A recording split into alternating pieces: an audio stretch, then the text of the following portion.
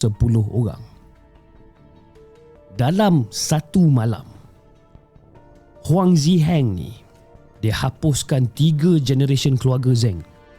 3 generasi tau. Dia hapuskan zap macam tu je. Kembang dekat aku ni. Lantai dapur restoran tu dah banjir dengan darah. Dah banjir. Sekarang ni pula, Huang ada satu masalah besar.